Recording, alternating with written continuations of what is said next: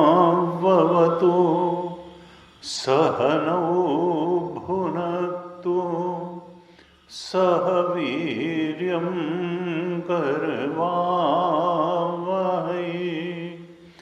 तेजस्विनावधीतमस्तु मा विद्विषावहै।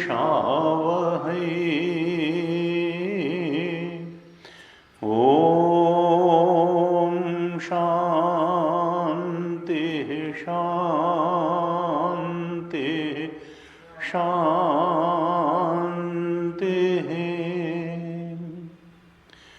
सदाशिवसमारम्भां शङ्कराचार्यमध्यमाम् अस्मदाचार्यपर्यन्तां वन्दे गुरुपरम्पराम्।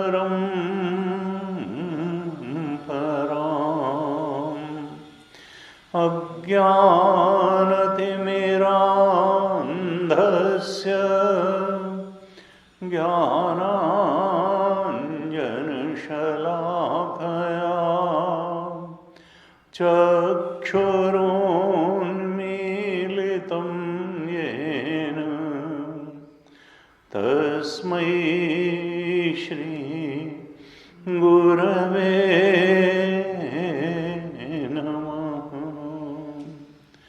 तस्मै श्री गुरवे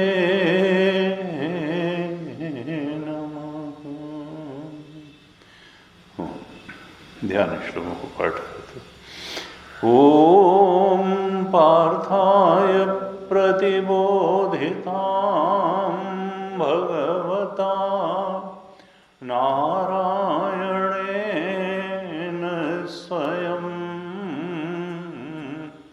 व्यासेन ग्रथितां पुराणमुनिना मध्ये महाभारतम्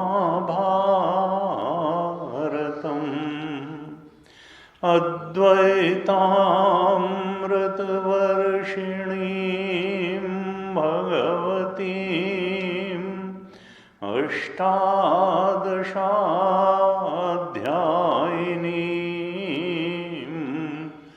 अम्ब त्वामनुसन्दधामि भगवद्गीते भवद्वेषिणीम्।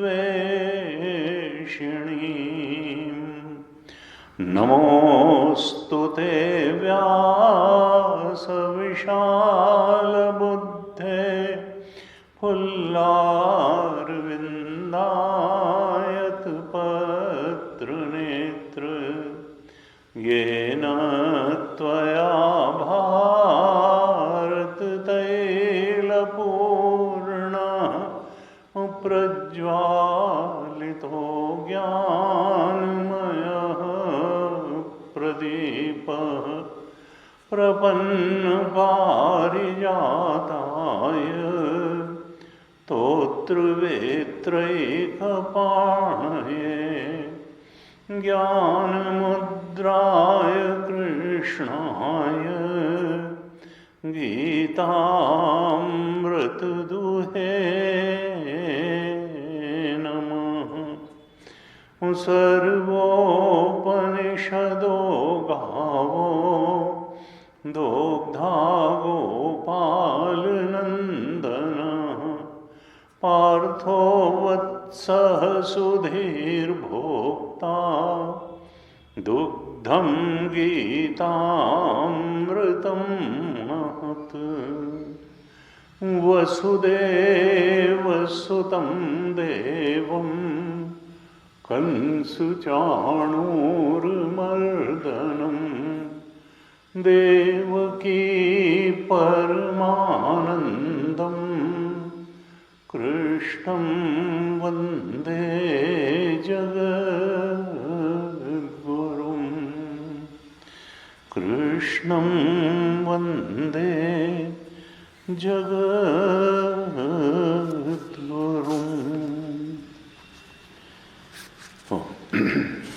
श्रीमद् भगवद गीता के 8वें अध्याय पे चर्चा चल रही है।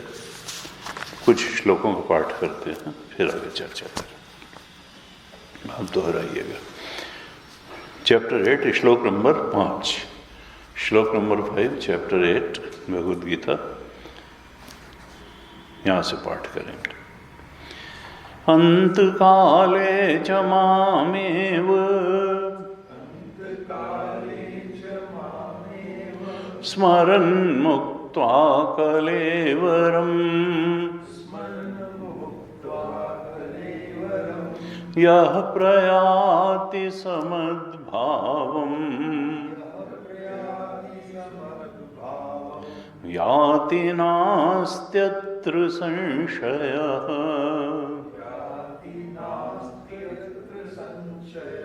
यं यं वापि स्मरन् भावम् त्यजत्यन्ते कलेवरम् तं तमेवैति कौन्तेय सदा तद्भावभावितः।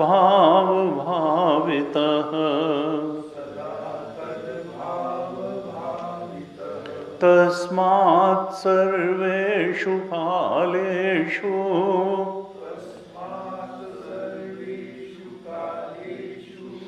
मामनुस्मरयुध्य च। मय्यर्पितमनो बुद्धिः मामे वैश्यस्य संशयम्।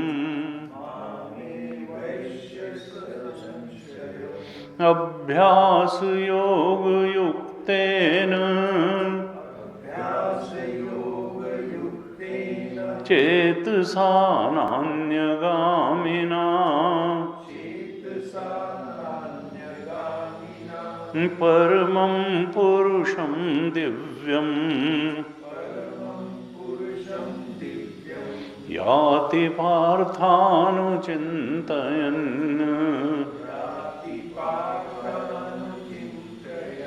कविं पुराणं मनुशासितारम्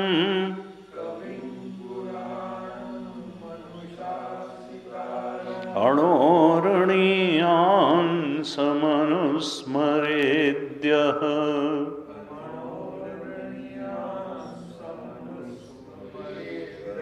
सर्वस्य धातारमचिन्त्य रूपम्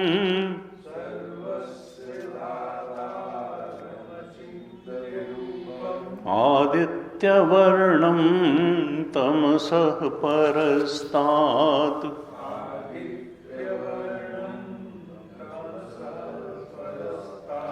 प्रयाणकाले मनसाचलेन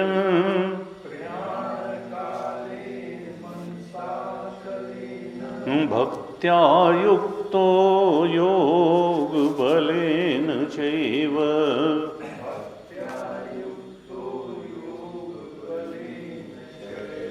भ्रुवोर्मध्ये प्राणमावेश्य सम्यक्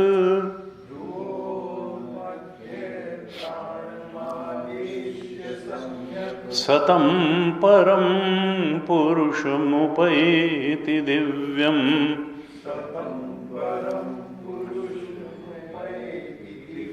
यदक्षरं वेदविदो वदन्ति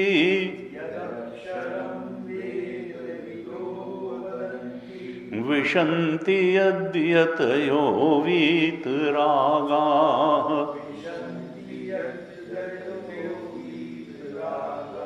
यदिच्छन्तो ब्रह्मचर्यं चरन्ति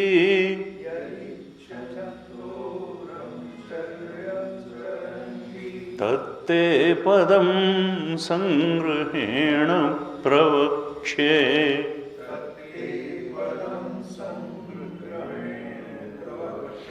सर्वद्वाराणि संयम्य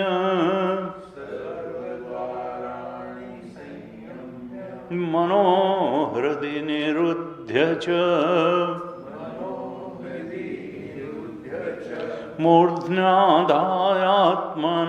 प्राणम्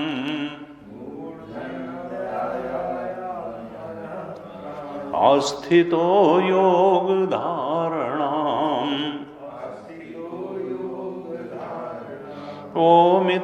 ओमित्येकाक्षरं ब्रह्म व्याहरन् मामनुस्मरन् यः प्रयाति त्यजन् देहम् स याति परमां गतिम् अनन्यचेताः सततम्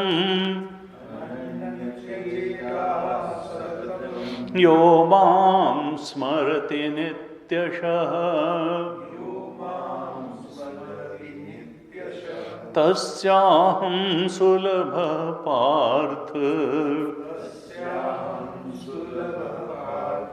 नित्ययुक्तस्य योगिनः मामुपेत्य पुनर्जन्म दुःखालयमशाश्वतम्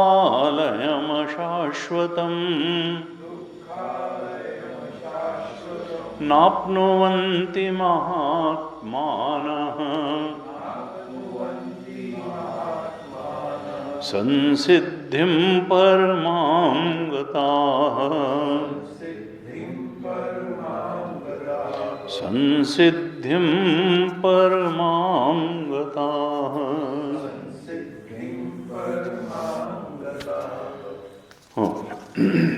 तो पिछली कक्षा में हमने श्लोक नंबर 8 तक चर्चा की थी और थोड़ा सा श्लोक नंबर 9 पर भी विचार किया था। तो इस 8वें अध्याय में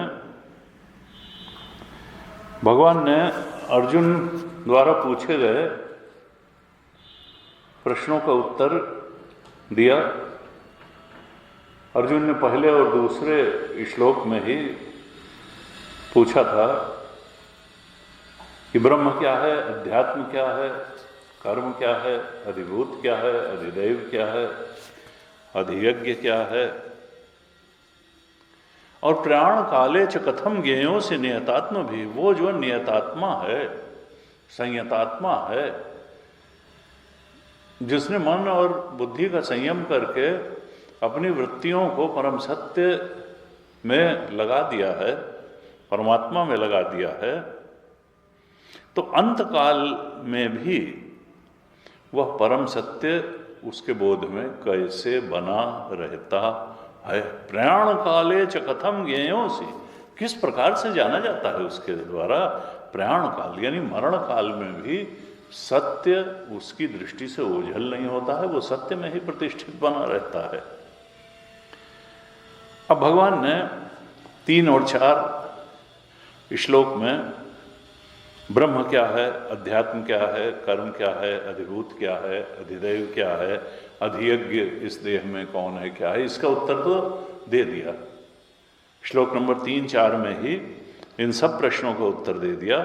और अब बाकी के श्लोकों में इस अंतिम प्रश्न प्राण काले च कथम ज्ञेयो से नियतात्म भी इसका उत्तर दे रहे हैं। अंत काल में भी जो नियतात्म भी है, युक्त चेतना वाला साधक है, वो परम सत्य के बोध में कैसे प्रतिष्ठित रह पाता है।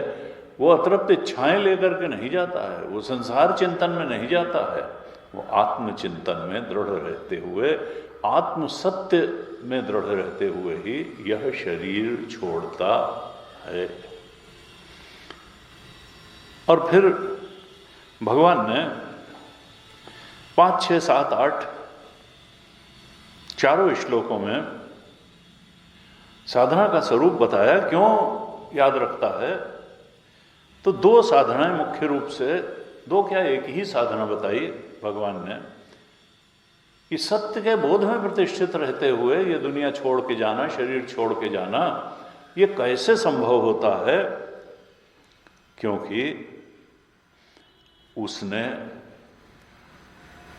मेरा स्मरण में जीवन बिताया, उसने संसार के भोगों में के स्मरण में जीवन नहीं बिताया, उसने परमात्म तत्व के स्मरण में जीवन बिताया।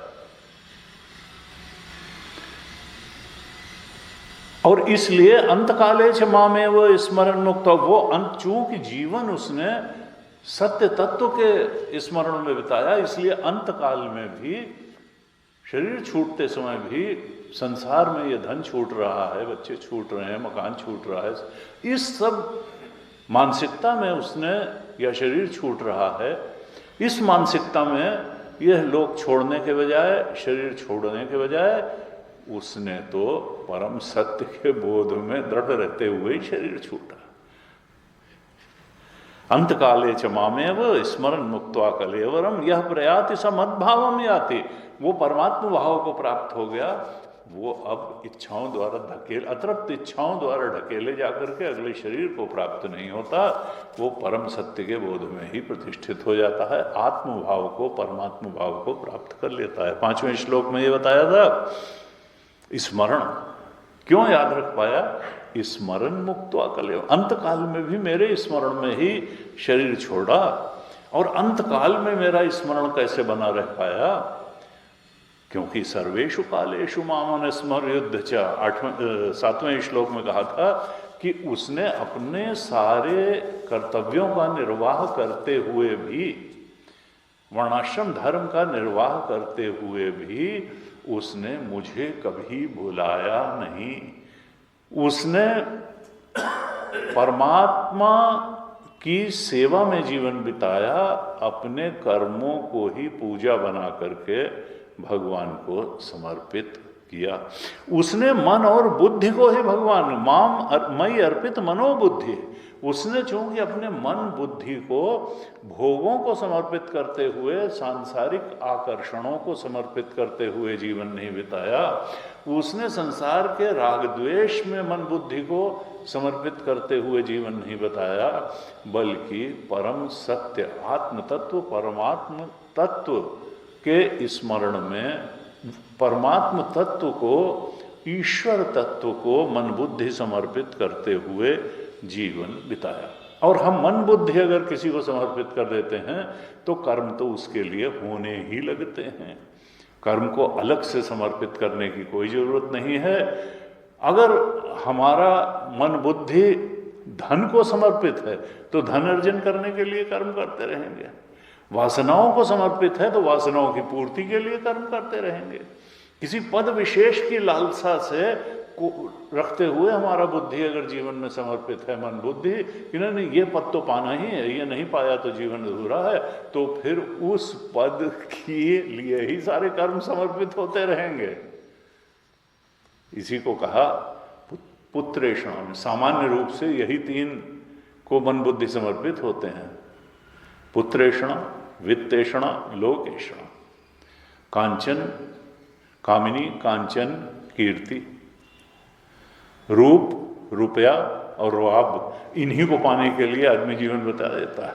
अच्छा रूप मिल जाए, रुपया काफ़ी मिल जाए, और कुछ ऐसी प्लेस मिल जाए सोसाइटी में जहां हम सब पे रुआब जमा सकें, हम पे कोई रुआब न जमा सके।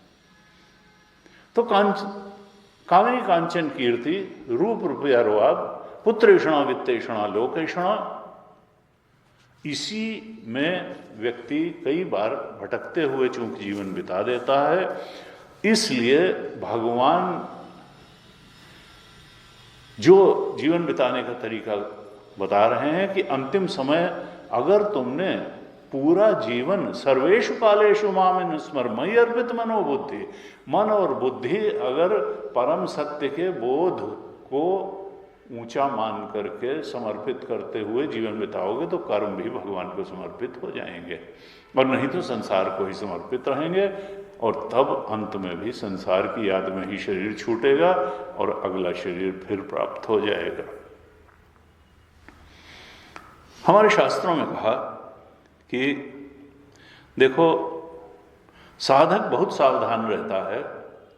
गीता में भगवान बार बार साधक को अलर्ट कर रहे हैं कि मन और इंद्रियों को, मन और बुद्धि को मुझ कृष्ण परमात्मा में, मेरे उपदेशों में लगाए हुए जीवन जियो। संसार की वासनाओं में, संसार के तथाकथित लक्ष्यों के, संसार स्वप्नवत है, ये रह नहीं जाएगा, ये एक दिन मिला है, एक दिन छूटेगा, सब कोई जानता है ये बात। फिर भी ऐसे जीता है जैसे हमेशा यहाँ रहेंगे। गुरु जी कहते थे अगर ये जीवन वासनाओं के धन के पद के पीछे भटकने में ही निकल जाएगा, तब अद्वितीय चेतन में रमण की जो मुक्ति है, जो जीवन काल में ही प्राप्त हो जाती है, उससे हम वंचित ही रहेंगे। इस संसार के लक्ष्य जैसे स्वप्न के लक्ष्य होते हैं, इसी तरह से हैं, कुछ दिन के लिए मिलेंगे, अगर प्राप्त हो गए तो भी और नहीं प्राप्त हुए तो भी। सपने होए भिखारी नृप, रंक नाकपति होए, जागे लाभ न हानि कुछ, कछु तिमि प्रपंच जिए जो। कुछ वर्ष के लिए ही है ये। इस झूठे संसार के स्वाप्निक लक्ष्यों के पीछे भटकते हुए ये जीवन पूरा हो जाएगा। तो फिर परम लक्ष्य क्या है? जो एक बार मिला तो हमेशा के लिए मिला, और वो आत्मरमण ही है, आत्मबोध ही है। इसीलिए कहा कि आत्मा की प्राप्ति सत्य तत्व की प्राप्ति है, शाश्वत प्राप्ति है। बाकी जो प्राप्तियां हैं वो मन बहलाऊ हैं।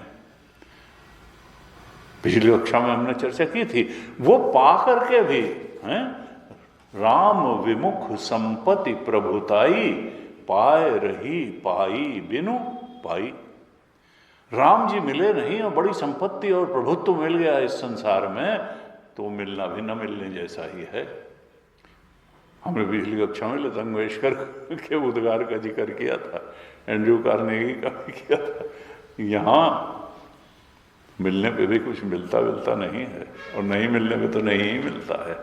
इसलिए कहा परीक्ष लोकान कर्मचितान ब्राह्मणों ने, इस संसार की परीक्षा करते चलो तो वैराग्य हो ही जाएगा। अगर ठीक से आंख खोल के अपना जीवन, अपनी उपलब्धियां, अपनी सफलता, अपनी असफलता को देख लिया, दूसरों की सफलता असफलता व प्राप्तव्य को देख लिया ठीक तरह से, तो संसार बहुत देर लगाने लगे। ये देखत सोना लगे सकल जब कांच है, यहाँ पे पाने लायक ज्यादा कुछ है नहीं, और शरीर तो प्रारब्ध वशात चलना ही है। भागवत जी में कहा नहीं अगर मिलेगी तो तुम्हारे प्रयत्न किए बिना आत्म तत्व का बोध नहीं मिलेगा। अंत काल में भगवान का स्मरण करते हुए शरीर नहीं छूटेगा। अगर तुमने प्रयास नहीं किया तो उस बात के लिए प्रयास करो जो बिना प्रयास के नहीं मिलनी है।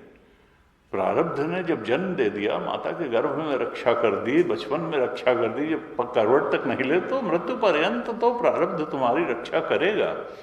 लेकिन अब तुम समझो कि तुमको बढ़ना किधर है, पाने लायक क्या है। तो शास्त्रों का, गीता जी का, उपनिषद का संदेश यही है कि पाने लायक सत्य तत्व का बोध ही है। आत्मा एव इदम सर्वम, ब्रह्म एव इदम सर्वम, इसका बोध ही वास्तविक उपलब्धि है। इसके बोध में रमण ही वास्तविक रमण है। और फिर करने के लिए कुछ नहीं रह जाता है, पाने के लिए कुछ नहीं रह जाता है। यस्त्वात्मरतिरेव स्यात् आत्मतृप्तश्च मानवः आत्मन्येव च संतुष्टः तस्य कार्यम न विद्यते। अब उसको पाने के लिए कुछ नहीं करना है, और जो मिला है तो बटेगा तो है ही। अगर अंदर जो है a thing of beauty is Joy for ever, fragrance जो है छुपाई नहीं छुपती है। कबीर को मिला तो उसी बनारस में जो सीट ऑफ लर्निंग थी पंडित लोगों का, वहाँ कबीर ने क्या क्या नहीं कह दिया। कोई मारने नहीं गया, जहर देने नहीं गया कबीर को, 125 साल जिंदा रहे। और दोनों तरह के फॉलोअर थे, हिंदू भी मुसलमान भी, दोनों को डांट लगाते रहे। लेकिन चूंकि सत्य कहते थे इसलिए लोगों को अपील करता था, आज तक अपील करता है। कबीरा सो धन संचिए जो आगे को होए, और शीश चढ़ाए गाठड़ी जात न देखा कोय। हैं, कबीर ने कस कस के ललकारा लोगों को।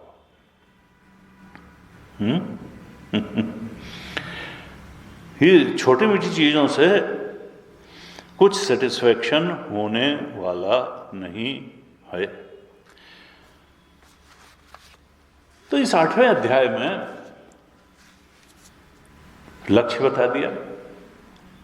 अंत काल में भगवत स्मरण में शरीर छूटे, और ये तभी होगा जब मन बुद्धि भगवान को अर्पित की जाए और सारे जीवन अपना काम करते हुए भी भगवत रमण को ओवरलुक न किया जाए।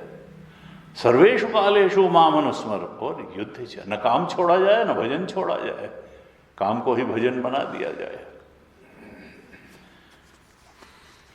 और कहा इसके लिए क्या करना पड़ेगा, तुमको बार बार अभ्यास करना पड़ेगा। 8वें श्लोक में कहा था अभ्यास योग युक्तेन चेतसा नान्यगामिना परमम पुरुषम दिव्यम याति पार्थानुचिंतयन। वो जो दिव्य परम पुरुष है वो चिंतन द्वारा प्राप्त हो जाता है। इसके लिए मन बुद्धि अर्पित करके हर समय भगवान को कब याद कर सकते हैं अपना काम करने के साथ साथ, जब अभ्यास योग से युक्त हों। और अभ्यास योग क्या है, भगवान ने कहा कि मई चित्त समर्पण, अपना चित्त संसार को ही न दिए रहो। मई चित्त समर्पण भूते, चित्त के समर्पण का एकमात्र विषय, जब ध्यान करने बैठे तो ये चित्त भगवान में ही लगे। और ये कैसे मालूम पड़ेगा कि चित्त भगवान में ही लगा है, जब हम ध्यान के आसन पे बैठे हैं। तो कहा था भगवान शंकराचार्य ने भाष्य में कि तुल्य प्रत्यय आवृत्ति लक्षण, अगर भगवान के स्मरण की बुद्धि लीन हो तो भगवत स्मरण की बुद्धि ही की वृत्ति ही उपजे। यानी सजातीय वृत्ति प्रवाह हो और विजातीय वृत्ति प्रवाह न हो। ये न हो कि भगवत स्मरण करते करते एकदम से बाजार का ध्यान आ गया या दफ्तर का ध्यान आ गया, कहीं और का ध्यान आ गया न, विजातीय वृत्ति प्रवाह न हो। और ऐसा कब होगा, जब हम लक्ष्य से प्रेम करेंगे, जब हमारा प्रेम वृत्ति वहीं जाती है भाग भाग के जहां हमारा प्रेम होता है। भगवान से प्रेम बढ़ाएं। और प्रेम किससे होता है, जो सबसे ज्यादा सुखद होता है उसी से सबसे ज्यादा प्रेम होता है। जो सबसे ज्यादा सुख, यह भी समझना पड़ेगा कि परमात्मा हमारा आत्मा आनंद स्वरूप है, इससे बढ़ करके प्रेमास्पद कोई नहीं है, सत्स्वरूप है। बाकी तो असत होते हुए भी हमको सत प्रतीत हो रहा है। ये शरीर हमारा नहीं है, ये संसार सत्स्वरूप नहीं है, शरीर भी सत्स्वरूप नहीं है। तो सत्स्वरूप तो हमारा चेतन है, और जो चेतन है वही आनंद भी है। क्यों? क्योंकि सबसे ज्यादा हम अपने आप को चाहते हैं। कई बार हमने परिभाषित, ये आनंद, जो आनंद का कारण होता है वही प्रेम का आलंबन भी होता है। क्योंकि सबसे ज्यादा हम अपने को बचाने की कोशिश, फिर सोचते हैं दूसरे को बचाएं। आग लगेगी सबसे पहले खुद भागेंगे। बाकी नहीं, न रुपया न पैसा। कहते हैं सिकंदर आया हिंदुस्तान, और उसने गुरु ने कहा था उसके एक सन्यासी लेते हैं, तो सन्यासी से कहा चलो हमारे यहाँ चलो। उसने कहा हम नहीं जाते कहीं, हम अपना यहीं पेड़ के नीचे रहते हैं, नदी का पानी पीते हैं, बागे फल खा लेते हैं, तुमको जहाँ जाना हो जाओ। उसने कहा कि जानते नहीं आधी दुनिया जीत ली है उन्हें, तो फिर तो क्या करें, हम जीते रहो अपना। उसका मूल्य क्या है तुम्हारी आधी दुनिया जीतने का? उसने कहा वाह, कोई नहीं जीत पाया आज तक, हमने जीत ली, तुम कहते हो मूल्य क्या? उसने मान लिया कि अभी तुम कह रहे हो कि मैं वापस जा रहा हूं अपने देश, बीच में कहीं तुम ऐसी जगह पर फंस जाओ जहां पर कि एकदम बियाबान जंगल हो, पानी का कोई स्रोत ना हो, खाने की कोई चीज ना हो, और भूख के मारे लगे कि प्राण तुम्हारे निकल जाएंगे, और तभी कोई कहे कि अगर तुम जो मैं मांगू वो मुझे दे दोगे तो मैं तुमको एक गिलास पानी दे दूंगा। उसने कहा हाँ, तो अगर प्राण बचाना है तो मैं सोचूंगा देने के लिए। उन्होंने कहा कितना दे पाओगे? उसने कहा दे देंगे थोड़ा, कुछ 2-4 गांव। उसने कहा अगर वो कहे कि आधा राज्य चाहिए मुझे जो जीता है तुमने, तो दोगे? तो उसने प्राण बचाने के लिए तो दे देंगे।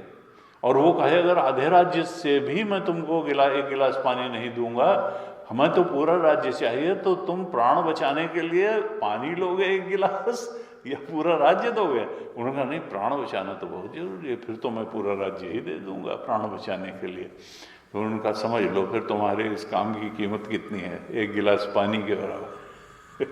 अरे तुम इस जीवन को उस काम में लगाओ जो लगाने लायक है। ये तुम कहाँ दुनिया जीतने के चक्कर, दुनिया यहीं रह जाएगी, तुम जाने कहाँ चले जाओगे। तुम कौन से बेकार के काम में पड़े हो? हैं शीश चढ़ाए गाठड़ी जात ना देखा। तुम ये जो जीता है तुमने आधा है, इसको सिर पे रख के ले जाओगे। तो जो है तो उसकी आंख खुली गया। तो हम कई बार लक्ष्य कितना सार्थक है इस पर विचार ही नहीं करते, बस लक्ष्य पाने की होड़ में पड़े हैं। क्यों? वो पढ़े हैं, वो पढ़े हैं, वो पढ़े हैं, वो पढ़े हैं, सब पढ़े हैं, तो हम भी पढ़े हैं। सब भागे चले जा रहे हैं। उनको भाई क्यों भाग रहे हो? वो आगे भी वाले भी भाग रहे हैं, पीछे वाले भी भाग रहे हैं, और भाग रहे हैं उस तरफ क्यों भाग रहे हो? सब उसी तरफ भाग रहे हैं, तो हम भी उसी तरफ भाग रहे हैं। उन्होंने कहा भाई तो देख तो लो, कुछ है भी। कुछ नहीं था, 2 सांड लड़ गए थे और कोई खास बात नहीं थी, वो लड़के अब बंद भी हो गए हैं, लोग भागे चले जा रहे।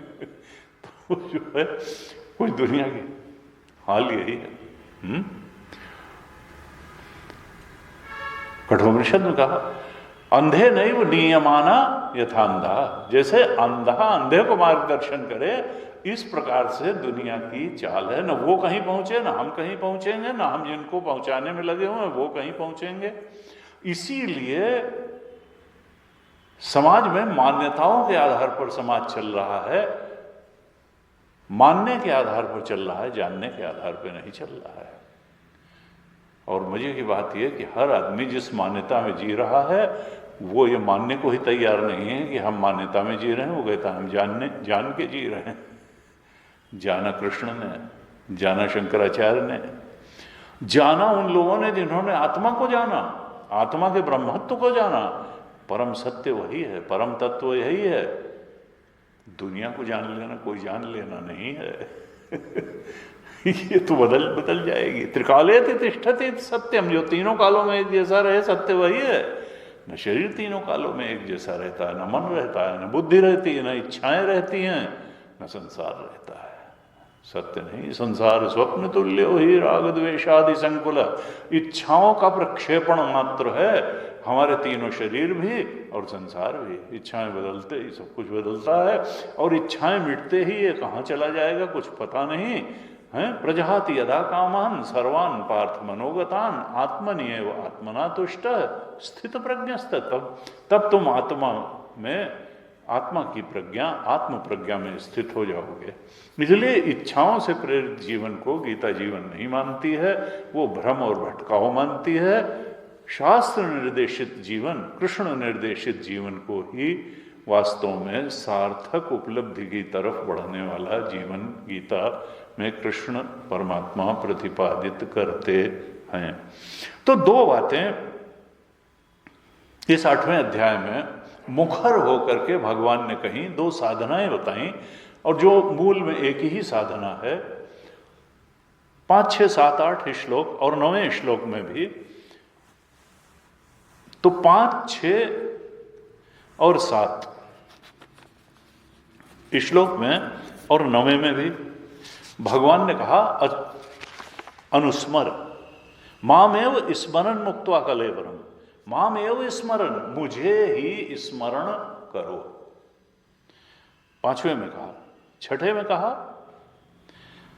यम यम वापि स्मरण, जिस जिस चीज का स्मरण करोगे अंत में वही वही योनि में जाओगे। जड़ भरत हिरण का स्मरण करते हुए देह छोड़ी तो हिरण बन गए। यम यम वापि स्मरण, पुरंजन स्त्री का स्मरण करते हुए मेरा तो वही दर भी बन गया। अंते वृत्ति सागति, तो स्मरण बहुत महत्व। और भगवान क्या चाहते हैं कि इसलिए माम अनुस्मर युद्ध च, 8वें में कहा मुझे ही स्मरण करो, 8वें में भी 7वें में भी कहा स्मर अनुस्मर, 5, 6, 7 तीनों में अपने स्मरण करने के लिए भगवान ने कहा। 8वें में शब्द थोड़ा सा बदल दिया और कहा परमम पुरुषम दिव्यम अनुचिंतयन, वहां पे चिंतन शब्द दे दिया, स्मरण कीजिए। 8वें में चिंतन शब्द दे दिया, 5, 6, 7 में स्मरण शब्द दिया था कि स्मरण का महत्व है, जीवन पर्यंत स्मरण का महत्व है, परमात्मा स्मरण का महत्व है, भगवत स्मरण का महत्व है। और 9वें में भी कहा अनुस्मरेद्य कविम पुराणम अनुशासितारम अणोरणीयांसम अनुस्मरेत यह, अनुस्मरेत यह, जो इस प्रकार से स्मरण करता है। तो 5, 6, 7 और 9 में जो शब्द भगवान ने दिया साधना के लिए वो कहा अनुस्मरेत या स्मरण। और स्मरण कैसे होता है? मन और बुद्धि को लगाने से ही तो होगा स्मरण। यानी भगवान जो है चाहते हैं कि परमात्मा के स्मरण में, आत्म स्मरण में, आत्म प्रेम में जीवन बिताया जाए। तो स्मरण। और 8वें में कहा चिंतन। अब संतों ने कहा कि स्मरण और चिंतन में क्या कोई अंतर है? वे दोनों तो, चिंतन भी बुद्धि द्वारा होता है, स्मरण भी बुद्धि वृत्तियों के द्वारा होता है। वृत्ति जहां लगी है उसी का, वृत्ति का विषय ही तो चिंतन का विषय होता है, वृत्ति का विषय ही तो स्मरण, तो स्मरण का विषय परमात्मा होना चाहिए, चिंतन का विषय परमात्मा होना चाहिए। अब थोड़ा सा इसमें भेद संतों ने क्या किया कि स्मरण में अनुभव की गहराई काम करती है। अगर आपका अनुभव गहरा है किसी चीज का तो आप उसका स्मरण बहुत आसानी से कर लेंगे, दीर्घ काल तक कर लेंगे। और चिंतन में क्या होता है? चिंतन में चिंतन करने वाले का जोर काम करता है। अनुभव की गहराई नहीं अगर है तो चिंतन प्रयास पूर्वक किया जाता है। इसीलिए कहा अभ्यास योग युक्तेन चेतसा नान्यगामिना परमम पुरुषम दिव्यम याति पार्थ अनुचिंतयन। चिंतन में आपको जोर लगाना। यतो यतो निश्चरति मनश्चंचलम स्थिरम ततः ततः नियम्य तत् आत्मनिएव वशम नयेत। ये मन जो है भाग भाग के अगर जाए भी बिगड़ैल बच्चे की तरह, तो हम इसको जिस विषय का ये चिंतन करने जाए वहाँ से प्रयास पूर्वक धीरे से लौटा लाएं और फिर से इसको भगवद विषयक चिंतन में इस मन को लगा दें। अनुचिंतन, हमको जोर लगा करके भगवत चिंतन करना पड़ेगा, भागने न पाए, भागेगा, इसकी आदत है। और फिर जब इसको प्रेम हो जाएगा, ये इसकी उपयोगिता समझ जाएगा, महत्ता समझ जाएगा, उसको उसके स्मरण में इसको आनंद आने लगेगा, क्योंकि वो चेतन भी है, आनंद भी है और वो सत्य भी है। जब उसका रस आने लगेगा कि वो रसो वैसा, वो तो रसपूर्ण है, फिर हम बस उधर करेंगे। दिल में है तस्वीर यार, जब जरा गर्दन झुकाई देख ली। तो हमको अपने हृदय में परमात्मा चैतन्य के रूप में बैठा अनुभव में आएगा। तो स्मरण में जो अनुभव है, प्रेम है, वो काम करेगा। और नहीं तो फिर हमको प्रयासपूर्वक, अभ्यासपूर्वक चिंतन करना पड़ेगा। तुल्य प्रत्यय आवृत्ति लक्षण अभ्यास, 8वें श्लोक में बताया था भगवान शंकराचार्य ने। और अभ्यास एवं योग, अभ्यास को ही, इस अभ्यास को ही योग कहते हैं। सजातीय वृत्ति प्रवाह बना रहे, विषय परमात्मा आत्मा ही बना रहे, और इस तरह से लगातार परमात्मा चिंतन करने को अभ्यास कहते हैं। और इसी अभ्यास को योग भी कहते हैं। और ये अगर करेंगे तो परमम पुरुषम दिव्यम, उस दिव्य परम पुरुष को ये साधक प्राप्त कर लेता है। सत्य तो भगवान ही हैं। संसार के विषयों से, राग और द्वेष से जब व्यक्ति ऊपर उठता है, तभी यह चित्त भगवान में, भगवत भजन में, भगवत ध्यान में, भगवत स्मरण में एकाग्र हो पाता है। तो दो चीजें साधना में हैं, एक है उपरामता और एक है समाधान। गुरु जी कहते समाधान का मतलब क्या है? चित्त एकाग्रता, ध्यानम। महर्षि भगवान शंकराचार्य ने जो साधन चतुष्टय बताया, तो विवेक, वैराग्य, षट संपत्ति और मोक्षा 4 हैं साधन। उसमें भी षट संपत्ति में जो 6 संपत्तियां बताई जो अंदर होती हैं, शम दम उपरति, तितिक्षा, श्रद्धा और समाधान, ये 6 संपत्तियां बताई हैं। शम दम उपरति, तितिक्षा, श्रद्धा और समाधान। और ये सब होनी चाहिए साधक में। कई बार लोग कहते हैं साधना की क्या जरूरत है, वो तो सत्य है। अरे भाई, तुम्हारी उपाधि शुद्ध होगी और तुम साधना करोगे तब वो बोध होगा। भले तुम्हारा आत्मा है, आत्मा तुमको कभी छोड़ कर नहीं गया, लेकिन तुम पहचानते तो नहीं हो। तुम तो अपने को देह पहचानते हो, तुम तो अपने को मन बुद्धि पहचानते हो, तुम तो अपने को इच्छाओं के रूप में पहचानते हो, तुम तो अपने को सामाजिक पहचानों के रूप में पहचानते हो, तुम अपने को सच्चिदानंद स्वरूप आत्मा के रूप में। इसलिए वो पहचानने के लिए ये उपाधि जो है यही माध्यम है। और कैसी उपाधि से? हमको मन बुद्धि को शुद्ध करना पड़ेगा, मन को संयमित करना पड़ेगा, हमको स्मरण करना पड़ेगा, अनुचिंतन करना पड़ेगा, मन बुद्धि को अर्पित करना पड़ेगा भगवान को। तब फिर हम अपने आत्म स्वरूप को भी पहचान लेंगे और फिर ये भी जान लेंगे कि उपाधियां मिथ्या थी, अनात्म मिथ्या था। अनात्म असत भी था, दुखद भी था और इच्छाओं का प्रक्षेपण मात्र था, ये भी हम जान लेंगे। और जो चेतन था वो अद्वितीय चेतन था, अद्वितीय सत था और अद्वितीय आनंद भी था। हम व्यर्थ में चीज़ों को आनंदपूर्ण समझ के भाग रहे थे। हम उन चीज़ों की रक्षा करने में पड़े हुए थे जो असत थी, जो दुखद थी, जो इच्छाओं का प्रक्षेपण मात्र थी, जिनका कोई, जो अस्तित्वहीन थी, उनके रक्षण में पड़े हुए थे। और वो असत और दुखद ही नहीं थी, वो प्रक्षेपण मात्र थी, वो जादू का खेल थी, गंधर्व नगर की तरीके थी, रज्जु सर्पवत थी। तो जो है ही नहीं उसको बचा कहाँ से लोगे? वो क्यों, क्या हो जाएगा बचा करके? हाँ, उपाधि को शुद्ध करके। तो भगवान शंकराचार्य ने कहा देखो, इसमें उपाधि को शुद्ध करने में 2 चीजें बहुत आवश्यक हैं साधना के लिए। एक है असत से उपरामता, यानी उपरति। रति का मतलब होता है रमण। अब यह संसार अगर असत है, इसके भोग, आकर्षण, राग, द्वेष में और व्यक्ति फंसता चला जाएगा,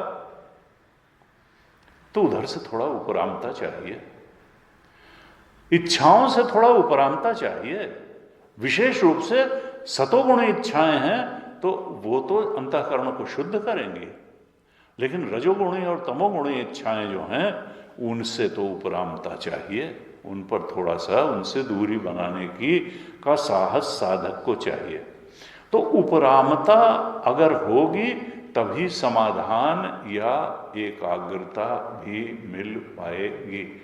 समाधान का, भगवान शंकराचार्य ने समाधान का जो समाधान की व्याख्या की, परिभाषा की समाधान की, उन्होंने कहा चित्त एकाग्रता ध्यानम। चित्त को एकाग्र कर पाना अपने चुने हुए विषय में, यही ध्यान है। यहां चुना हुआ विषय क्या है? आत्मा, परम सत्य, परमात्म तत्व, ये चुना। वहां पे चित्त की को एकाग्र कर पाने की सामर्थ्य, ये है समाधान। लेकिन ये तभी आएगी जब विजातीय प्रत्यय जो अनात्म है वहां से उपराम होने की ताकत साधक जुटाएगा, तब फिर आत्मा में एकाग्रता की ताकत भी, उसकी योग्यता, अधिकारित्व उसके अंदर आता चला जाएगा। तो उपरामता और समाधान एक साथ चलते हैं।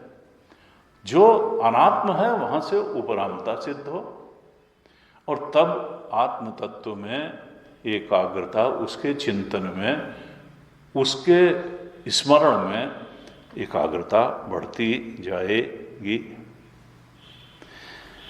इस प्रकार से 8वें श्लोक तक बताया, स्मरण की बात बताई। 9वें में भी अनुस्मरेत यह बताया, और फिर उसका स्वरूप भी बताया कि हम परमात्मा को जब याद करें तो किस रूप में याद करें।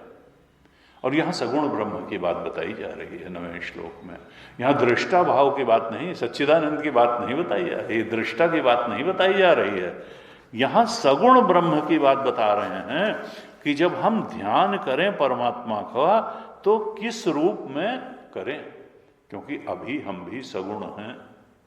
हमारे पास भी एक फिजिकल बॉडी है, हमारे पास एक मन बुद्धि है, हमारे पास भी इच्छाएं हैं, हमारे पास भी कारण शरीर है, हमारे पास सूक्ष्म शरीर है, स्थूल शरीर है, और संसार भी है, और उसमें सत्य बुद्धि भी है। तो इसलिए पहले जो है हमको परमात्मा को, चूंकि हम सगुण हैं, ये जो माया से मिला हुआ अनात्म है 3 शरीरों का या पंचकोशों का, इसको हम सत्य मान के ही अभी चल रहे हैं। इसके दुख से दुखी होते हैं और इसके सुख से सुखी होते हैं। इसलिए हमको प्रथम चरण में साधना के सगुण परमात्मा चाहिए, सगुण ब्रह्म की उपासना करनी होगी। उस सगुण ब्रह्म की परिकल्पना किस रूप में करते हुए हम उसकी उपासना करें, ये बात 9वें श्लोक में बहुत स्पष्ट रूप से भगवान बता रहे हैं कि किस रूप में तुम मेरा चिंतन करो, किस रूप में मेरा स्मरण करो। तो यहां 8 बातें बताई कि इन 8 चीजों को तुम मुझ में अवश्य रखो। अब फिर तुम्हारा इष्ट जो हो, राम हो, कृष्ण हो, शिव हो, दुर्गा हो, हनुमान जी हो, लेकिन उन तुम्हारे इष्ट में ये 8 बातें जरूर होनी चाहिए। अगर इन 8 बातों से युक्त इष्ट का स्मरण होगा तो फिर वो परमात्मा का स्मरण, उस दिव्य परम पुरुष का स्मरण बन जाएगा, जिसको अपने आत्मा के रूप में हमें पहचानना है। ये 8 बातें क्या हैं, 9वें श्लोक में बताई। पहले कहा कविम, वो क्या है? कवि। कवि का मतलब क्या है? क्रांत दर्शनम, सर्वज्ञम, ऑमनिशिएंट। वो सब कुछ जानता है, बाहर भी सब कुछ जानता है, पूर्व जन्म के कर्मों को भी जानता है, इस जन्म के कर्मों को भी जानता है। हमने मन में अच्छी बात सोची, गंदी बात सोची, किसी के प्रति राग का भाव रख करके चिंतन किया, द्वेष का, वो सब जानता है। ये नहीं है कि वो हमारे कर्मों को ही जानता है, वो कर्म के ही अनुसार फल देता है ना। वो मन में सोची गई बात भी जानता है, वो वृत्तियों को भी जानता है, वो भावनाओं को भी जानता है, वो राग द्वेष को भी जानता है, इच्छाओं को भी जानता है। वो वासना, हम तो वासना पुंज को जानते नहीं, वो वासना पुंज भी जानता है। सर्वज्ञ है, अंदर से बाहर तक सब कुछ जानता है।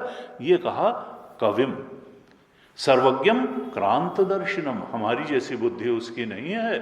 ये अनुमान कर लेते हैं कि भाई इनका चेहरा लाल हो रहा है तो अंदर क्रोध होगा, और ये जो है मुस्कुरा रहे हैं तो कुछ प्रेम से भरे होंगे। हम लोग तो अंतःकरण की स्थिति का अनुमान करते हैं, लेकिन भगवान तो सर्वज्ञ हैं, बिल्कुल ठीक ठीक जानते हैं, एक्टिंग नहीं चलेगी उनके सामने, हर चीज जानते हैं, कविम सर्वज्ञ हैं। फिर कहा दूसरा गुण क्या हमको भगवान में रखना चाहिए, भगवत स्मरण के समय अपने इष्ट में किस गुण का आधान करके उसका स्मरण करना चाहिए, पुराणम।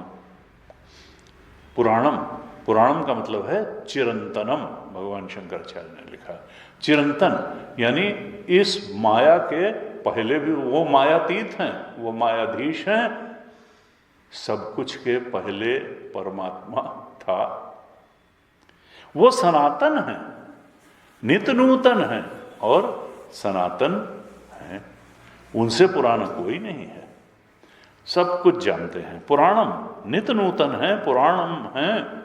और कहा अनुशासितारम, अनुशासितारम क्या है, भाष्यकार लिखते हैं सर्वस्य जगतः प्रशासितारम, सारे जगत का शासन करने वाले हैं।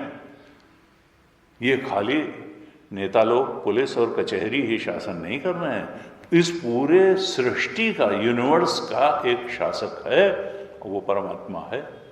उसके भय से सूर्य तपता है, उसके भय से पवन चलता है, उसके भय से इंद्र वर्षा करता है, जितने फंक्शनरीज ऑफ नेचर हैं, देवता हैं, उसके भय से, ये उपनिषद में भी आता है, भीषात पवनम, ये जो वायु है वो उसी के भय से चलता है, सूर्य तपता है। तो वो क्या है, अनुशासन करने वाला है। और मनुष्यों पर भी अनुशासन है। कैसे? उसने सबसे बड़ा, वो एक एक को नहीं करता है, उसने नियम बना दिया कुछ संसार में, और सबसे बड़ा नियम क्या बनाया हुआ है, कर्म सिद्धांत। कर्म प्रधान विश्व रचि राखा, जो जस करे सो तस फल चाखा। कहा कि काहु न को सुख दुख कर दाता, निज कृत कर्म भोग सब भ्राता। एक संत हैं, कहते हैं देखो तुम्हारा अगर कोई बुरा कर रहा है, दुष्ट प्रकृति का है, तो तुम उससे बदला लेने में अपना कोई समय व्यर्थ में नष्ट न करो। उसकी दुष्टता का स्वभाव ही उससे बदला लेने के लिए पर्याप्त है। आज नहीं तो कल उसका दुष्टता का स्वभाव उसको खूब पेट भर भर के दुख देगा। तुम तो सार्थक काम में अपना मन लगाओ, क्योंकि कर्म सिद्धांत है, उसको कोई अवश्य में वो भोक्तव्यम कृतम कर्म शुभाशुभम, जो शुभ और अशुभ कर्म दोनों फल दे के ही जाएगा।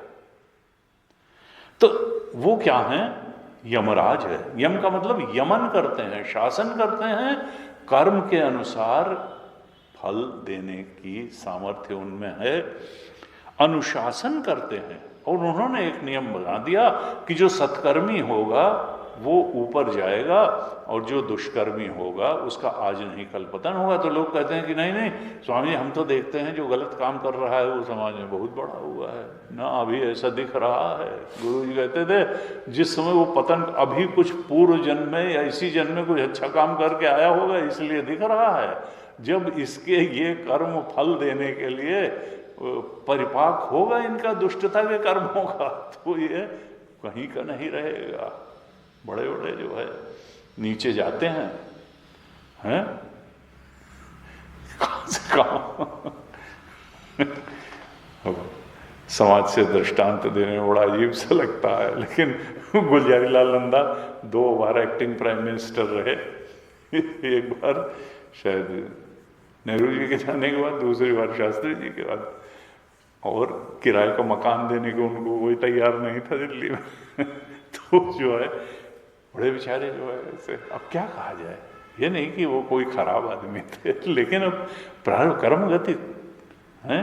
यही तो निषाद राज रोया देख करके कि ये जनक जैसे राजा की पुत्री और दशरथ जैसे सम्राट की बहू और राम जैसे की, और ये शीशम के वृक्ष के नीचे चटाई पर सो रहे हैं। और तभी लक्ष्मण गीता में लक्ष्मण जी ने कहा ना, काहू न को सुख दुख कर रहा था निज करते। खैर वो तो उनकी तो लीला थी, लेकिन फिर ये बात तो बार बार जब शास्त्रों में आती है कि अवश्य में वो भोक्तव्यम कृतम कर्म, तो हमको झूठ मूठ के आदर्शों के पीछे नहीं भागना चाहिए। गीता जी कहती हैं अनुशासितारम, वो यमन करता है, यमराज है, सत्कर्मी है। सत्कर्मी ऊपर जाएगा और दुष्कर्मी नीचे जाएगा, इसमें कोई दो राय नहीं है। अणोरणीयांसम, you cannot fool all the people all the time. अभी दिल्ली इलेक्शन में हमने देख लिया you cannot fool all the people all the time, you can fool all the people some time and all the people for some time, some people for all the time, क्योंकि वो बुद्धिहीन है, उनको मनाए रहो बेवकूफ जिंदगी, all the people some time, but you can not fool all the people all the time. वो समझ जाता है, समष्टि बुद्धि भी बड़ी सार्थक होती है।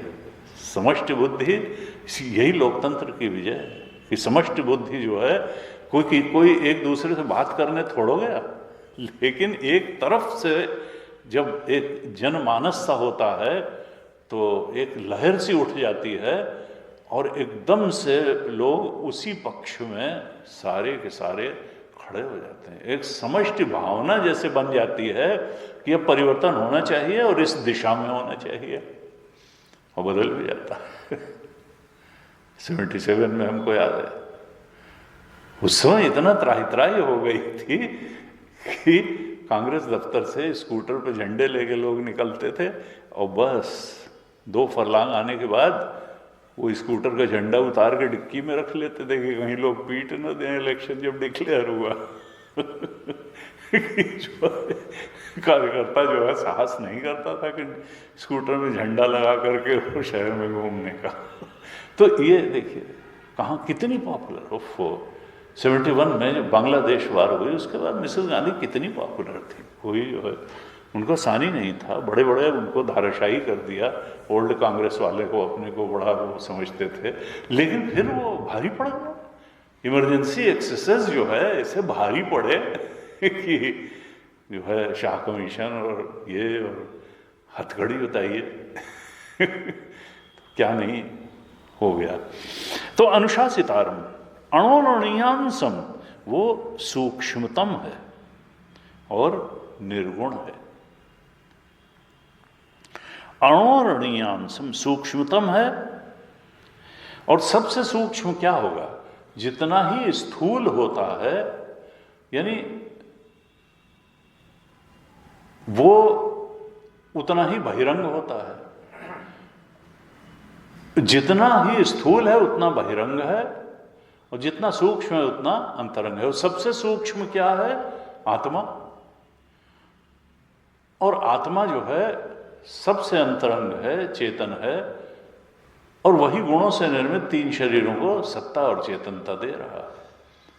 तो आत्मा क्या है, आत्मा तो गुणों के परे है, इसलिए वो सबसे जो जितना सूक्ष्म होता है वो उतना अंतरंग होता है, वो उतना व्यापक भी होता है। तो आत्मा जो है वो सूक्ष्मतम है और सबसे ज्यादा आकाश से भी ज्यादा व्यापक है, एक अखंड सर्वव्यापक है।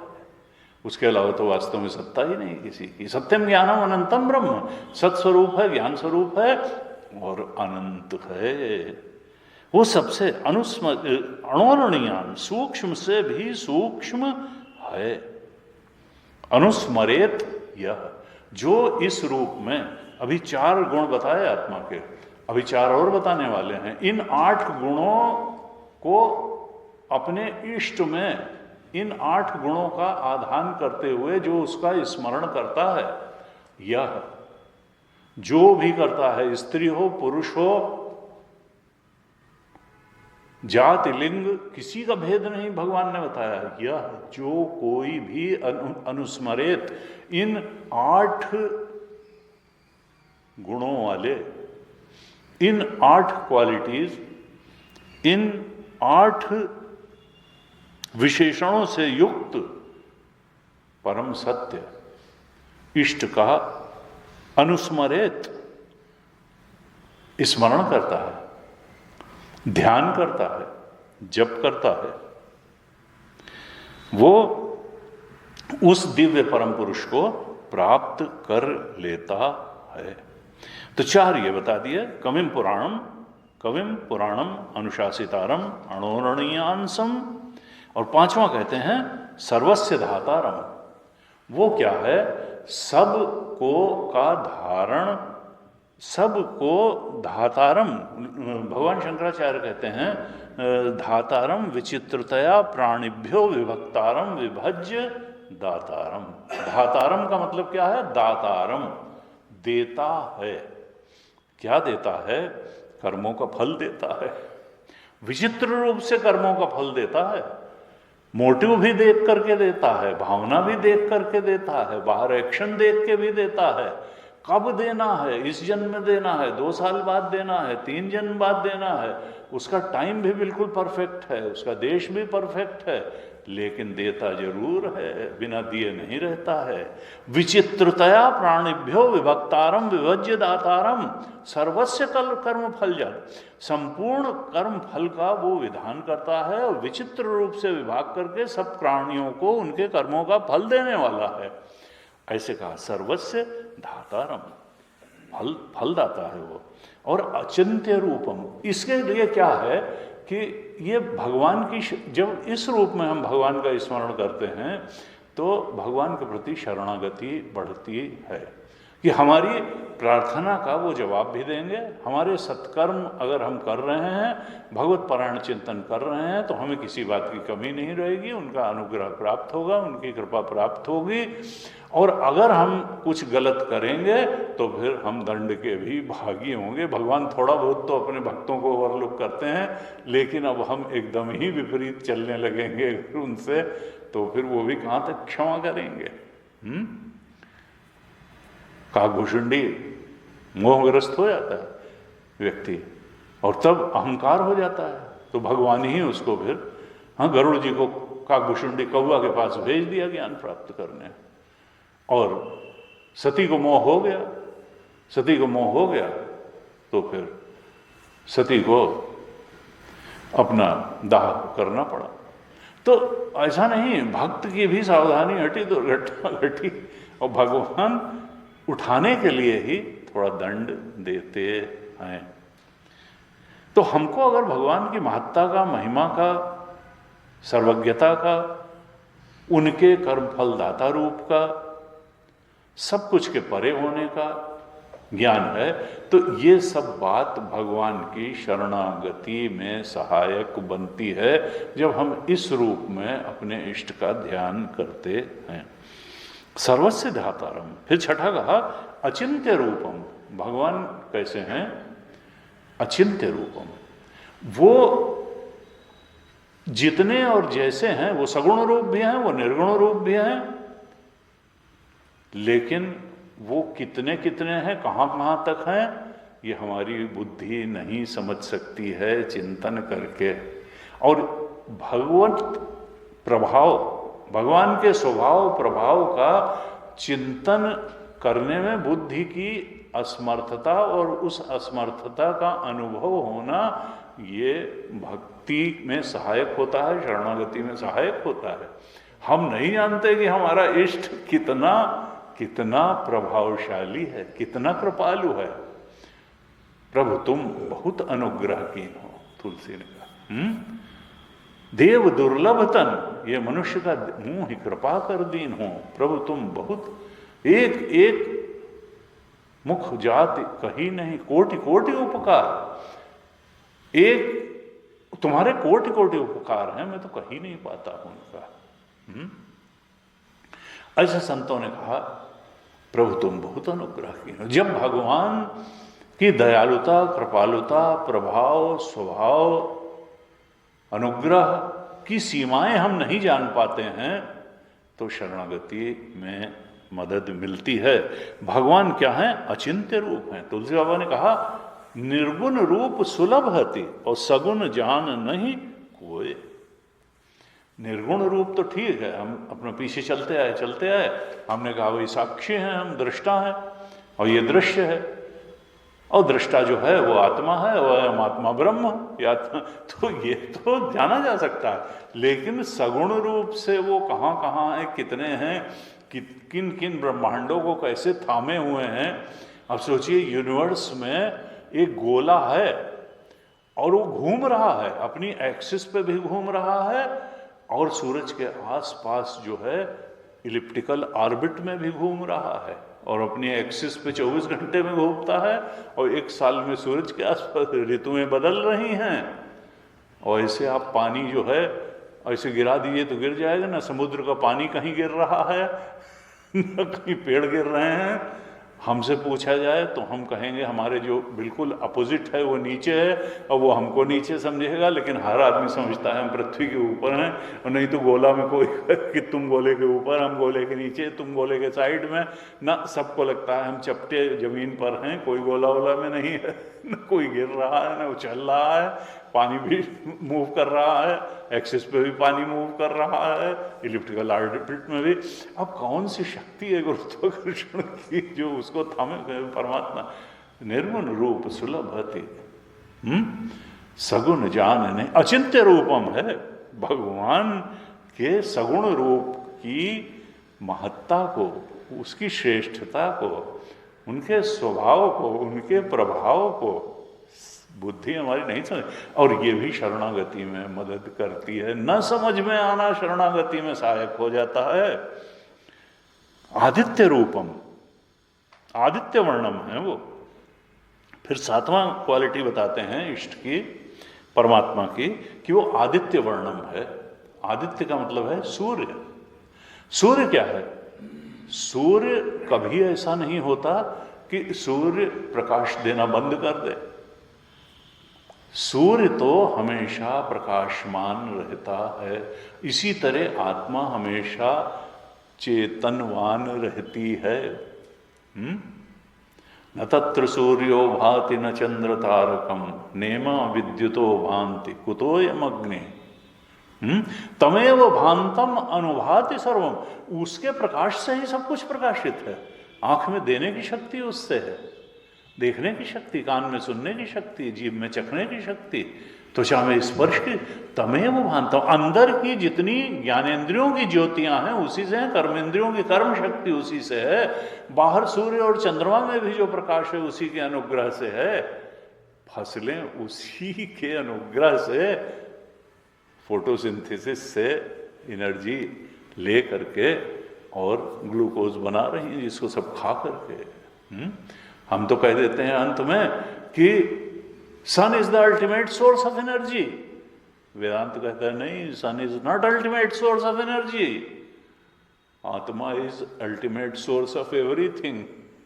सूर्य की ऊर्जा का भी स्रोत आत्मा ही है। तस्य भाषा सर्वम इदम विभाति, वो आदित्य वर्णम है। हाँ, सूर्य से उसकी उपमा दीती है, क्योंकि वो नित्य प्रकाश, सहज प्रकाश रूप भगवाना। वो जैसे सूर्य का प्रकाश उधार का लिया हुआ नहीं है। चंद्रमा तो सूर्य के प्रकाश से प्रकाशित होता है, हमारी धरती भी सूर्य के प्रकाश से प्रकाशित होती है, सूर्य का प्रकाश उसका अपना है। और इसी तरीके से असल में सूर्य का प्रकाश भी कहते हैं तस्य भाषा, असल में आत्मा ही स्वयं प्रकाश है। सेल्फ इफल्जेंट अगर कुछ है तो वो हमारा आत्म तत्व ही है। आदित्य वर्णम सेल्फ इफल्जेंट है, स्वयं प्रकाश है। आँख की जो ज्योति है वहाँ से आई है, कान में जो सुनने की रूप ज्योति है वहाँ से आई है, सब क्रिया शक्ति ज्ञान शक्ति वहाँ से आई है। वो उसकी चिन्मयता, उसकी चेतनता स्वाभाविक है, उधार की ली हुई नहीं है। ये 7 लक्षण बताए। और फिर 8वां लक्षण कहते हैं तमसः परस्तात्। तमसः परस्तात् यानी वो सारे तमस के, अंधकार के, मोह के परे है। भगवान शंकराचार्य भाष्य में लिखते हैं तमसा परस्तात् के अज्ञान लक्षणात् मोह अंधकारात् परम। वो सारे मोह और अज्ञान के परे है। उसको कभी किसी चीज का अज्ञान हुआ नहीं, मोह हुआ नहीं, संशय हुआ नहीं, भ्रम हुआ नहीं। सहज प्रकाश रूप भगवाना न हितः पुण्य विज्ञान विहाना। तुलसी वो जो सहज प्रकाश स्वरूप है, सेल्फ इफल्जेंट है, तो फिर वहां जब अंधेरा हुआ ही नहीं तो सवेरा क्या होगा? जब रात का अंधेरा होता है तो फिर सवेरा भी होता है। विज्ञान का विहान कहाँ? वो तो नित्य प्रकाश स्वरूप है, नित्य विज्ञान स्वरूप है, नित्य ज्ञान स्वरूप है, सहज प्रकाश रूप भगवान नहीं तह पुनि। इसलिए वहाँ ये नहीं है कि रात आई और दिन आया और अंधकार हुआ ना। मोह अंधकार है ही नहीं। मोह के अंधकार से, अज्ञान लक्षण वाले मोह के अंधकार से वो हमारा इष्ट परमात्मा परे है। ये सब क्या बताया कि तम अनुचिंतयन याति इति पूर्वेण एवं संबंधा। जो इन 8 रूपों में परमात्म तत्व का, उस सगुण ब्रह्म का, अपने इष्ट का स्मरण करता है, वो उसी को प्राप्त हो जाता है। जैसा कि 8वें श्लोक में कहा था कि परमं पुरुषम दिव्यम याति पार्थानुचिंतयन। उस परम पुरुष, दिव्य परम पुरुष को चिंतन करते हुए प्राप्त कर जाता है, याति उसमें प्रवेश कर जाता है। तो अब किस रूप में अनुचिंतन करता है ये 9वें श्लोक में बता दिया।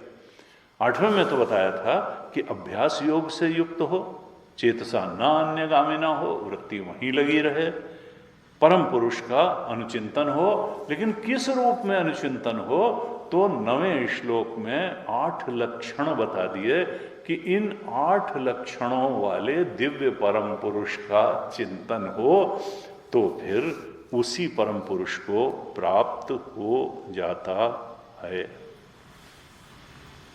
ऐसे बताया। अब इसके बाद ये तो बोध का विषय एक 9वें श्लोक तक बताया। अब थोड़ा सा इसके बाद में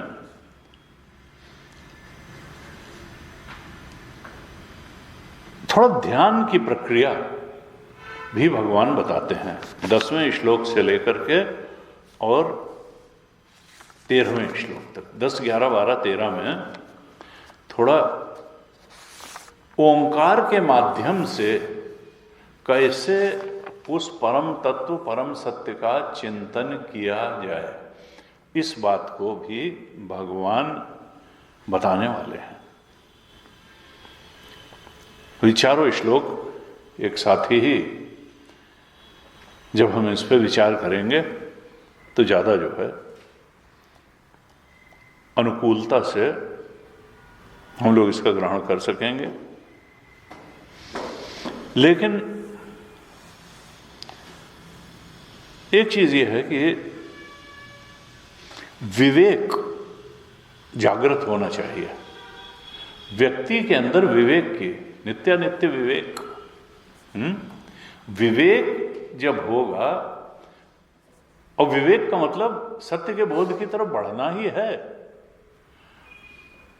डिस्क्रिमिनेशन नहीं, सत असत विवेक, नित्य अनित्य विवेक। वेदांत की प्रक्रिया यही है, विचार मार्ग है वेदांत का। तो उसमें साधक जो है उसको नित्य अनित्य का विवेक, और फिर अनित्य को चूज करना, अनित्य से उपरामता और नित्य में स्थित होना। सत असत विवेक, असत देखें कहाँ कहाँ तक है, और फिर सत्य में ही स्थित होने के लिए सारी साधना करना, असत से उपरामता। तो हमने पिछली कक्षाओं में भी चर्चा की थी, क्योंकि उससे अंतःकरण की शुद्धि होगी नित्य अनित्य विवेक से। जैसे जैसे हम नित्य के पलड़े में बैठेंगे, सत्य के पलड़े में बैठेंगे, तो पुण्य का अर्जन होगा, और असत और अनित्य के से उपराम होंगे, वैसे वैसे पाप का मार्जन होगा। अब शुरू में अंतःकरण शुद्धि की पाप वृत्तियां चली जाएं, और यही सबसे बड़ा तप है। मन एवं मनुष्याणाम कारणम बंधमोक्षयोः, और मनसस्य इंद्रियाणाम ऐकाग्रम। पर तप के बारे में बड़ा कंफ्यूजन है, लेकिन शास्त्र कहते हैं मन और इंद्रियों की एकाग्रता ही परम तप है। यानी सत्य का चिंतन, नित्य का चिंतन, उसमें एकाग्रता यही परम तप है। मन की एकाग्रता ही परम तप है। इससे पुण्य का तपोभि क्षीण पापा नाम, आत्मबोध के पहले ही श्लोक में भगवान शंकराचार्य ने किया, तप द्वारा पाप क्षीण हो जाते हैं, और तभी जिज्ञासा उपजती है, तभी मोक्षा उपजती है, तब व्यक्ति परम सत्य के बोध की तरफ बढ़ता है। और विवेक के ये सत असत विवेक, नित्य अनित्य, इसके 3 ही स्रोत हैं। पहला क्या है? धर्म ते विरति। धर्माचरण पूर्वक अगर हमने जीवन जिया है तो गुरु जी कहते हैं 50% विवेक में सहयोग धर्माचरण का होता है। हमने गलत रास्ते को नहीं चुना, जो धर्म हमारे लिए बताया गया है उसी रास्ते पे चला। स्वधर्म का पालन, गीता में स्वधर्म का बड़ा बहुत एडवोकेट करते हैं स्वधर्म को। तो स्वधर्म के पालन से 50% वैराग्य आ जाता है और 50% वैराग्य स्वाध्याय और सत्संग से आ जाता है। 50% जो वैराग्य है वो स्वाध्याय और सत्संग से जो विवेक उत्पन्न होता है उससे आ जाता है। धर्माचरण से 50% धर्म ते विरति, धर्माचरण करेंगे तो वैराग्य बहुत इम्पोर्टेंट। ब्रह्म महर्षि तो कहते थे वैराग्य ही ज्ञान है। अगर हम छोड़ नहीं पा रहे हैं असत्य को अनित्य को, तो फिर हम सत्य को पकड़ भी नहीं पाएंगे। तो छोड़ना और पकड़ना क्या? आत्मा तो पकड़े ही हुए हैं, उसको कहीं से लाना थोड़ा है। असल में तो छोड़ना ही है। असत को अनित्य को छोड़ना यही असली साधना है। आत्मा तो हमारा स्वरूप ही है। तो धर्मानुसारी जीवन जीने से 50% वैराग्य आता है। विवेक से, सत्संग से, स्वाध्याय से गुरु जी कहते थे 35% और आता है। 85% आ गया, लेकिन फिर भी 15% बचा रहता है। वो ज्ञान होने पर ही 100% वैराग्य होता है। जब आत्मा का ज्ञान हो गया कि आत्मा ही सत्य है, आत्मा एव इदम सर्वम का ज्ञान हुआ, अयम आत्मा ब्रह्म का ज्ञान हुआ, तब फिर 100% वैराग्य होता है, 100% आत्मबोध होता है। आज यहीं तक रखते हैं। ओम पूर्णमदः पूर्णमिदं पूर्णात् पूर्णमुदच्यते पूर्णस्य पूर्णमादाय पूर्णमेवावशिष्यते। ओम शांति शांति शांति। हरि ओम। श्री गुरुभ्यो नमः। हरि ओम।